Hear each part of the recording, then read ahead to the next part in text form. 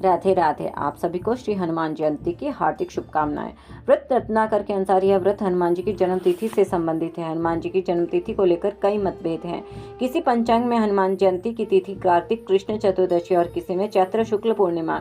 यही कारण है कि व्रत निर्णय पंचांगों के अनुसार हनुमान जी की दो जयंतियां मनाई जाती हैं, एक चैत्र शुक्ल पूर्णिमा को और दूसरी कार्तिक की कृष्ण चतुर्दशी को। इस विषय में ग्रंथों में दोनों के ही उल्लेख मिलते हैं, पर इनके कारणों में भिन्नता है। पहला जन्म दिवस है और दूसरा विजय अभिनंदन महोत्सव। इस संदर्भ में हम दो ग्रंथों के मतों का अवलोकन करें तो उत्सव सिंधु के अनुसार ऊर्जस्य चक्षिते पक्षे स्वात्याम भौमे कपीश्वरः मेघ लग्ने अंजनीय गर्भा शिव प्रादुर्भूत स्वयं, अर्थात कार्तिक कृष्ण चतुर्दशी भौम मंगलवार को स्वाति नक्षत्र और मेष लग्न में अंजनी के गर्भ से हनुमान जी के रूप में स्वयं भगवान शिव जी उत्पन्न हुए थे।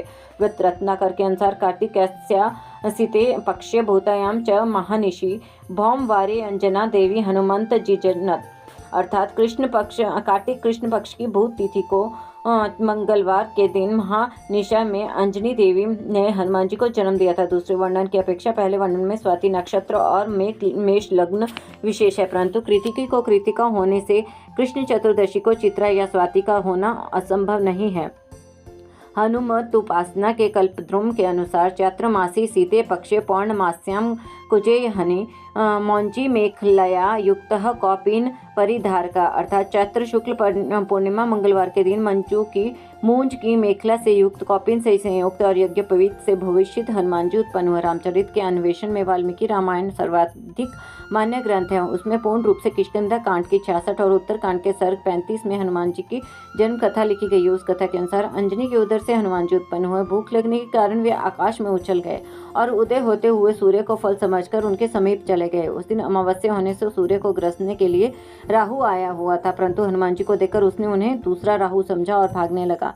तब इंद्र ने अंजनी पुत्र पर वज्र प्रहार किया और उससे उनकी हनु अर्थात ठोड़ी टेढ़ी हो गई, जिसके कारण उनका नाम हनुमान पड़ा। इस अंश में चैत्र या कार्तिक का जिक्र नहीं है। असंभव है कल्पभेद या भ्रांतिवश अन्य ग्रंथों में चैत्र लिखा गया हो। यहाँ पर उल्लेखनीय है कि हनुमान जी का एक जन्म पत्र भी है, जिसमें तिथि के स्थान पर चतुर्दशी वार मंगल नक्षत्र चित्र और मास अनिर्दिष्ट है। कुंडली में सूर्य मंगल गुरु भृगु और उच्च शनि उच्च के हैं और ये 4 1 7 3 स्थानों में यथाक्रम बैठे हैं। इन सबको देखने से यह तथ्य निकलता है कि कार्तिक कृष्ण चतुर्दशी की रात्रि में हनुमान जी का जन्म हुआ। चैत्र शुक्ल पूर्णिमा को सीता जी की खोज, राक्षसों के उपमर्दन, लंका दहन और समुद्र के उल्लंघन आदि में हनुमान जी की विजय, निरापद वापस लौटने के उपलक्ष्य में वानरों ने प्रसन्न होकर मधुवन में हर्षोत्सव मनाया।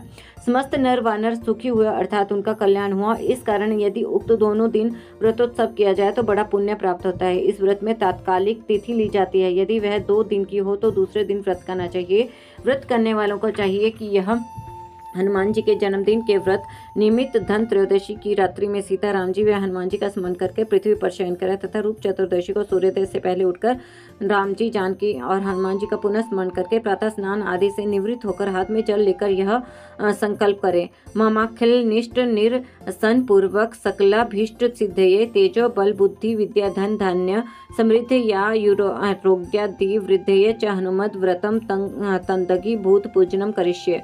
तत्पश्चात हनुमान जी की पूर्व प्रतिष्ठित प्रतिमा के समीप उत्तर या पूर्व मुखी होकर बैठे तथा बड़ी विनम्रता के साथ अतुलित बलधामम है शालाब्देहम धनुज वन कृशानम ज्ञानीनाम ग्रगण्यम सकल गुणनिधानम वर्णामधीशम रघुपति प्रिय दूतम व जातम नमामि। इस प्रकार प्रार्थना करें, फिर हनुमान जी का यथाविधि पूजन करें। प्रसाद में आटे घी में भूनकर गुड़ मिलाएं, लड्डू के और केले आदि का भोग लगाएं।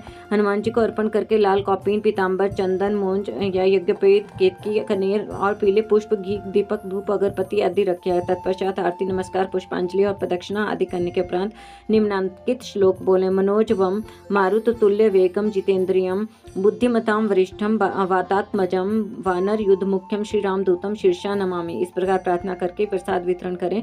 रात के समय दीप जलाकर स्तोत्र पाठ गायन वादन या कीर्तन करते हुए रात्रि जागरण करें। इस प्रकार करने से व्रती के सभी मनोरथ और कामनाएं पूर्ण होती हैं।